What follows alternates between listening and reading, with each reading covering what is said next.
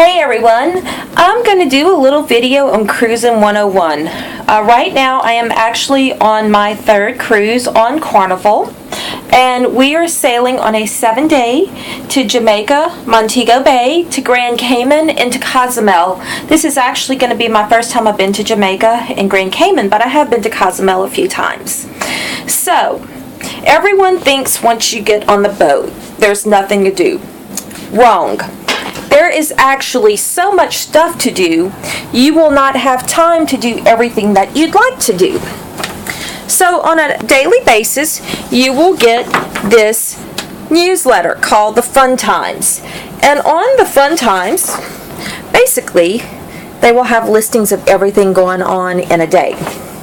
Just to tell you how much there is to do on a boat, this is everything that you could do on the boat in a given day, all the way from exercise classes to a game, like you can play bingo, you can play poker.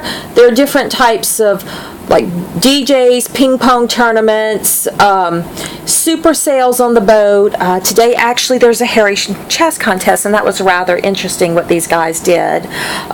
There's dance classes, all kinds of fun things.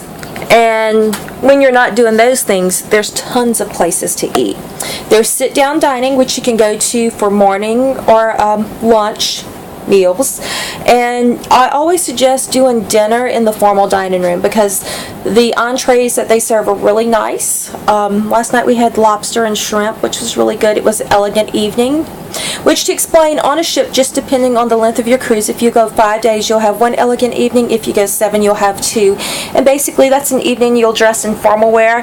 And the menu in the dining room is a little bit more high-end. But pretty much every night in the dining room is high-end. Now, for lunch, the best thing that we suggest that you could possibly do is eat around the pool. This particular boat has Guy's Burger Joint, which is really good, but even better than that, there's the Blue Iguana, which serves burritos and tacos, and they have some pretty good burritos. There's also a buffet that you could take advantage of, as well as a deli. In addition to that, if you don't feel like getting out of your room, you could order room service. The last cruise we were on, my sister was sick for a day, so pretty much there are all types of items, sandwiches, and other things that you can order on room service, and they'll bring it.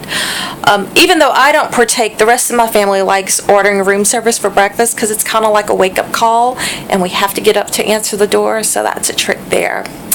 Other cruising tips and tricks that we can tell you about. Basically, the best time of the year for the most effective cruise prices to sail, particularly if you're sailing out of the southern U.S. on the Gulf Coast, would be the months of September through January.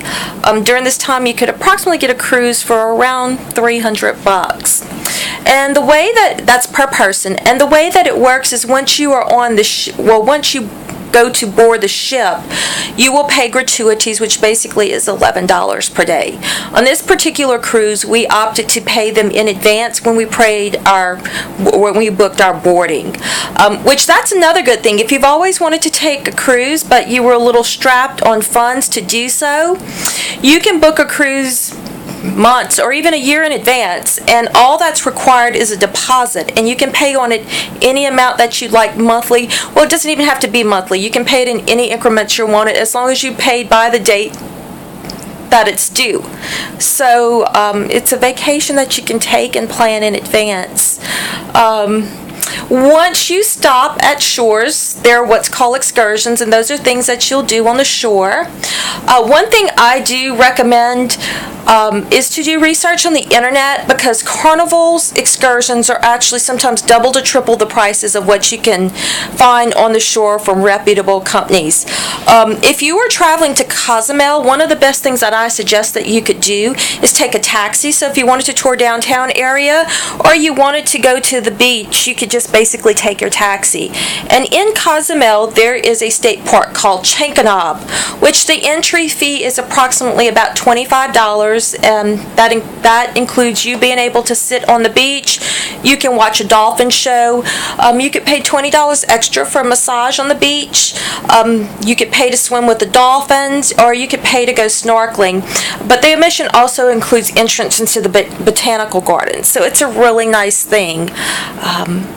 If you go to Merida, there are a couple of things that you can do there. You can go to visit Chichen Itza, which is the Mayan ruins you see on the History Channel, or you can go to see Diesel Beach Tune, or you could actually just go into the city of Merida, which is a pretty city. But one thing I do not recommend is, if you go to that port, is DIY roaming around. You can roam around in Cozumel, but in Merida, I do suggest finding a tour group, whether it be on your ship or on the bank, and using them. I will report later on Jamaica and Montego Bay, and I hope you have enjoyed this video.